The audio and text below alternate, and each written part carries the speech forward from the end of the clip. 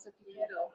So you already did your talk this morning on Society of Evidence-Based Policing. What was it about, and what were your main highlights? So we looked at over 183 months in London Metropolitan Police Department, whether and how the increase or decrease in police stop searches were related to either higher or lower knife injuries or higher or lower knife homicides. And what we found was, if you look at the overall duration, the more stop searches that occur, the fewer knife injuries and knife homicides occur. We also looked at two different policy changes that were embedded within that overall time frame. The first one was a cutback, and what that did was a directive from the Home Office to reduce stop searches. And what we found was, when that policy initiative was introduced, stop searches went down, but knife injuries and knife homicides went up. The second policy option we looked at was a surge, and the call from the London mayor at that time was increase stop searches. So when the increase in stop searches occurred, we saw a reduction again in knife injuries. So when you reduce stop searches, you have bad outcomes. When you increase stop searches, you have fewer knife injuries. And as you know, knife injuries are exceedingly costly.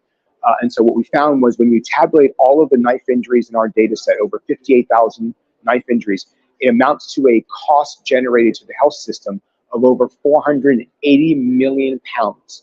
So, of course, however, the idea of stop searches is you can't use them in a blanket fashion.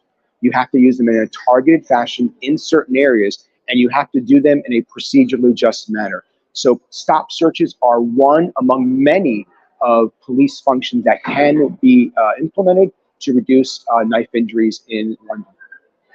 That's really clear data, really clear findings. The findings could not be clearer. We've analyzed this in terms of statistical methodology, the most advanced and the most advanced number of different ways we could possibly do this. There's nothing else methodologically that we could have done, and it didn't have to turn out that way. And the fact that it did, it's pretty strong and convincing in my mind as a methodologist and someone who's been studying this issue for over a quarter of a century. I've never seen data like this or results of this strength and caliber. I think that's really interesting, because I remember at the time when knife crime did go up, knife injuries did go up, the Home Secretary's decision was to reduce the substance searches. It was said, no, it's not because of that. Well, many people were saying, well, of course it is, but now we actually have data and evidence to say that that is a result of that decision. Absolutely. It could not be clearer. And again, I want to reinforce the point is that the stop searches convincingly work.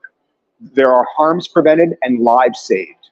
You can't turn away from the power of that, but you have to make sure you do them in ways that are procedurally just, that you treat community in a fair and unbiased manner. Thank you very much for your time. Pleasure.